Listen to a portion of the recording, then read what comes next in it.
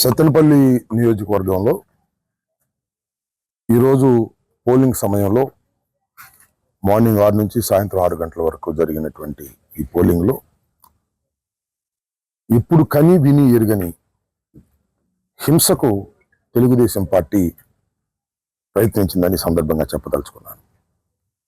నేను ఇది 3వసారి కంటెస్ట్ చేస్తున్నాను. ఇప్పుడు ఇంత దారుణంగా ప్రవర్తించినటువంటి సందర్భం లేదు.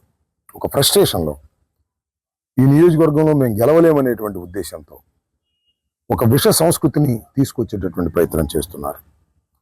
శివనమరి గ్రామంలో ఈవీఎంలు పాల్గొట్టేశారు. కొన్ని చోట్లయితే ఓటు వేయడానికి వెళ్తే ఆ స్లిప్ అయిపోయిన తర్వాత ఆ స్లిప్ తీసుకుని అక్కడ వాళ్ళతో కొల్యూడై వీళ్ళే నొక్కుతున్నారు బటన్ను. అదేంటంటే మేము నొక్కామని నేను వెళ్ళమంటున్నారు. ముఖ్యంగా దమ్మాలపాడు గ్రామంలో ఒక బూత్లో ఇదే కార్యక్రమం జరిగింది.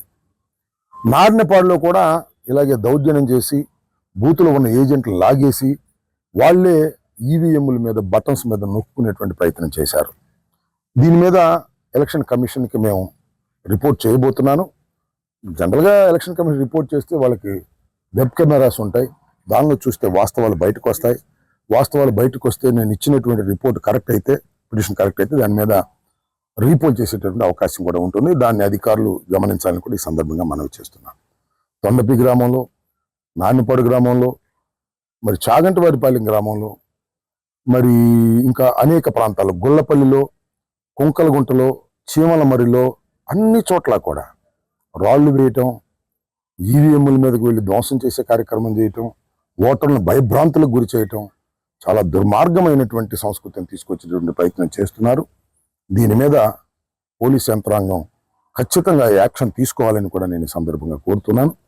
ఎస్పీ గారితో కూడా వివరంగా చెప్పడం జరిగింది. కొన్ని చోట్ల పోలీసులు అసమర్థతగా ఉన్నారో, లేకపోతే అలసత్వంగా ఉన్నారో, లేకపోతే వాళ్ళతో కొల్లుడయ్యారో అర్థం కానటువంటి పరిస్థితి కూడా కనిపిస్తూ ఉంది. దీని మీద ఉన్నతాధికారులు యాక్షన్ తీసుకోవాల్సినటువంటి అవసరం ఉందని కూడా ఈ సందర్భంగా నేను చెప్పదలుచుకున్నాను. సత్తెనపల్లి ఎప్పుడు ఇంత రకమైనటువంటి హింస జరిగినటువంటి సందర్భాలు లేవని కూడా ఈ సందర్భంగా నేను చెప్పదలుచుకున్నాను.